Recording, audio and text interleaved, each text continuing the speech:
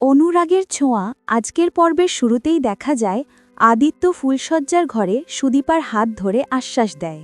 সে বলে, সুদীপা, তোমার স্বপ্ন পূরণের পথে আমি সবসময় তোমার পাশে থাকব, আর আজ থেকে আমাদের সম্পর্কটা নতুন করে শুরু হবে। কথাগুলো বলে আদিত্য তাকে কাছে টেনে নেয়। অন্যদিকে আদিত্যের মা ইন্দিরা নিজের দায়িত্ব নিয়ে আয়োজন করে ছেলের রিসেপশন পার্টির। সবার সামনে আইনজীবী ডেকে এনে নিজে দাঁড়িয়ে থেকে সে আদিত্য ও সুদীপার বিয়ের রেজিস্ট্রি করায়। এটা দেখে বড়মা চরম ক্ষিপ্ত হয়ে ওঠে এবং আদিত্যের বাবাকে বলে, তোমার বউ একটু বেশিই বাড়াবাড়ি করছে। তখন আদিত্যের বাবা জবাব দেয়, হ্যাঁ বৌদি, এবার ইন্দিরাকে শায়েস্তা করতেই হবে। ঠিক সেই সময় রিসেপশন পার্টিতেই আদিত্যের বাবা ইন্দিরাকে পাশে ডেকে নিয়ে তিরস্কার করে। সে বলে, তুমি দিদির অনুমতি ছাড়াই কিভাবে এমন সিদ্ধান্ত নিলে? নিচু বংশের মেয়েকে পেয়ে তুমি তার প্রতি অযথাই মায়া দেখাচ্ছ।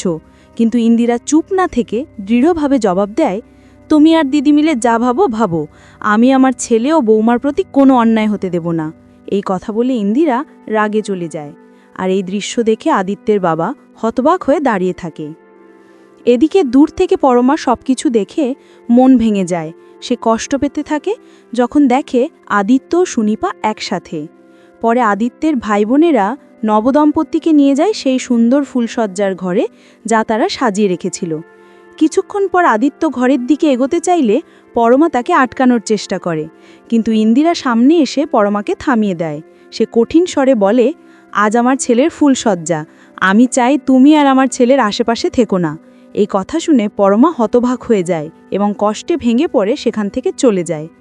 এরপর ইন্দিরা আবার আদিত্যকে ডেকে বলে, বাবা, আমি জানি তুই পরমাকে ভালোবাসতিস, কিন্তু এখন তোর দায়িত্ব সুদীপার দিকে।